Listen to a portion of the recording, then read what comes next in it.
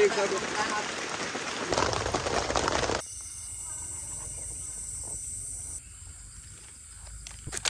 ំរាបសួរសួស្តីបងប្អូនអ្នកទាំងអស់គ្នាបងប្អូនអ្នកខេត្តស្ទឹងត្រែងអ្នកខេត្តរតនគិរីដល់ចុងខែ3ខែ4ហ្នឹងនឹងត្រៀមដៃត្រៀមជើងហើយជាពិសេសអ្នកសៀមប៉ាងហ្មងអ្នកសៀមប៉ាងអ្នកវឿនសៃក្នុងចន្លោះខែ3ដាំចុងខែ3ដល់ខែ4ហ្នឹងជាខែដែលផ្លែសម្រងវាផ្លែបងប្អូនតាមអ្នកសៀមប៉ាងនិយាយទៅខ្ញុំសុខកំណត់ខ្ញុំនៅខេត្តសៀមប៉ាងផ្ទាល់មិនមែនខេត្តសៀមប៉ាងទេបងប្អូនស្រុកសៀមប៉ាងនិយាយទៅនៅភូមិខ្ញុំហ្នឹងភូមិញ៉ាំស្ទឹងតូចដល់ពេលដល់ខែទៅសម្រងអញ្ចឹងតាមភូមិតាមអីហ្នឹងស្ងាត់ជ្រាប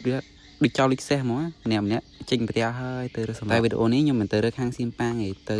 ខាងវឿនសៃវិញតាមវឿនសៃបាក់កាឡាន់អីហ្នឹងអញ្ចឹងចេញក្បាលដំបូងមកខ្ញុំធ្វើដំណើរចេញពីភូមិស្ដៅចាក់មកសេ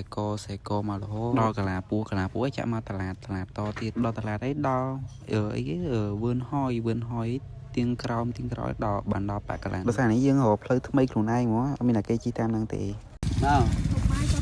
មកបាយទៅបើគិតរឿងវិញចង់20ដងក្នុងព្រៃហ្នឹងវិញគ្នាផងបាត់ផ្លូវផងតែវីដេអូនេះយើងចូលដល់ភូមិគេហើយដល់ភូមិទិញទឹកអំពៅទិញអីផឹកហើយទឹកអំពៅនៅតាមភូមិនេះនៅច្រកថងឡើយនឹកដល់អនុស្សាវរីយ៍កាលនៅក្មេងតែឥឡូវនៅក្មេងនេះមិនទាន់ចាស់តាណាផងអញ្ចឹងយើងសម្រាប់នៅភូមិមួយថ្ងៃយើងរៀបចំដាំបាយដាំអីនេះគឺជាទូឯករបស់យើងកំពុងរៀបចំដាំបាយបងប្រុសរបស់ខ្ញុំទិដ្ឋភាពនៅភូមិនៅបាក់កាឡាន់ហើយបាក់កាឡាន់យើងសម្រាប់បានមកយប់ក៏ធ្វើដំណើរតទៀតនេះជាបទពិសោធន៍ខ្ញុំលើកទី1ហ្មងបើយើងអត់ដែលធ្លាប់មករឿងនេះដោយតាមគេតាមឯងចេះមកធ្វើដំណើរជាក្រុមនិយាយទៅមកធីមខ្ញុំហ្នឹងមនុស្សប្រហែលចង់40នាក់60នាក់អីបើអ្នកសៀមប៉ាងផងហើយអ្នកស្ដៅផងមកទាំងអស់គ្នានឹងស្ងាត់ភូមិហើយទិដ្ឋភាពនៅហ្នឹងស្អាតនិយាយទៅស្អាតហ្មងទឹកថ្លាឆ្វង់ចូលទេចូលហ៎ហើយមើលចូលដល់ក្នុងព្រៃបងប្អូនហាកំហាំងក្នុងព្រៃស្ងាត់អីអត់ទេអ៊ូអនៅសង្គ្រាមនេះទេបើគិតទៅមនុស្សរាប់ពាន់នាក់ហ្មងមកបុកគ្នាមកហ្មងនេះមុខអេតពីនេះដូចចោលព្រៃមិនចេះខ្ញុំមកជាធីមអញ្ចឹងស្រួលសិតបងប្អូនគ្នាឯងនឹងមកយើងសង្គ្រោះហើយពោះវៀនកង់ហើយក៏យើងមានសង្គ្រោះទុកដែរពេលបែកកង់ឯងស្អាតយើងរៀបចំដាំបាយដើម្បីយើងសម្រាប់ពេលថ្ងៃនិយាយទៅធ្វើដំណើរចូលចង់មួយថ្ងៃពេញមួយថ្ងៃ2ថ្ងៃពេញចូលដល់ព្រៃដែលទៅសម្រងហើយតែយើងត្រូវតទៅមុខទៀតខ្លីៗបានបើគិតបើថតវីដេអូពេញហ្មងវាយូរដោយសារវាឆ្ងាយតែនេះមកដល់កន្លែងសម្រាប់ឲ្យយើងរៀបចំមានអីអញ្ចឹងតែមកដល់ហ្នឹងភ្លៀ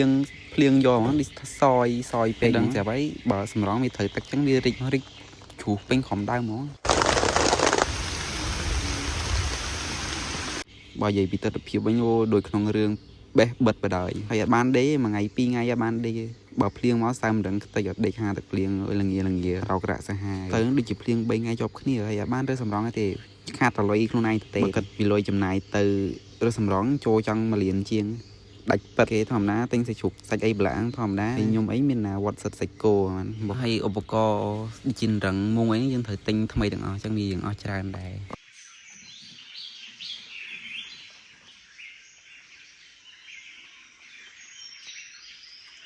ហើយដល់កន្លែងនេះខ្ញុំចង់មកដងទឹកនិយាយទៅយើងដេកលើភ្នំហើយយើងចង់មកអូមកដងទឹកអីម៉ោងទៅ6ឯតែមេឃចាប់ដើមល្ងិតក្នុងព្រៃខនៅខេត្តធម្មតាតែមិនធម្មតាមើលព្រៃអើយយប់ឡើងមកកាត់ភ្លើងកាត់អីចឹងណានិយាយទៅជីវិតចឹងដល់ពេលចូលមកព្រៃចឹងវាមួយយ៉ាងដែរប្លែកអញ្ចឹងយើងកាត់ដល់ព្រឹកមកដល់ពេលព្រឹកយើងត្រូវចាប់ដើមដើររើសម្រងតែសម្រងរីកប៉ុណ្ណាណីហើយប៉ុន្តែនេះអាដើម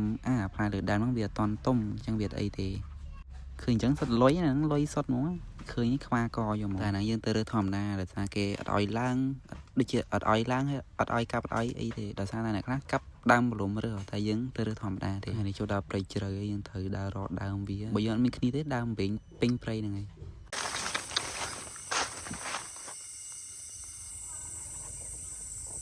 លុយសតតែចង់ក្រោយអត់បានអីទេដោយសារតែមេឃភ្លៀង3ថ្ងៃជាប់គ្នាហើយម្នាក់ក៏សង្ឃឹមអ្នកខ្លះក៏មកផ្ទះមកអីចឹងទៅអ្នកខ្លះក៏តស៊ូខ្ញុំនៅបានតែ3ថ្ងៃក៏មកវិញដែរទៅហើយវីដេអូមានតែប៉ុណ្្នឹងបង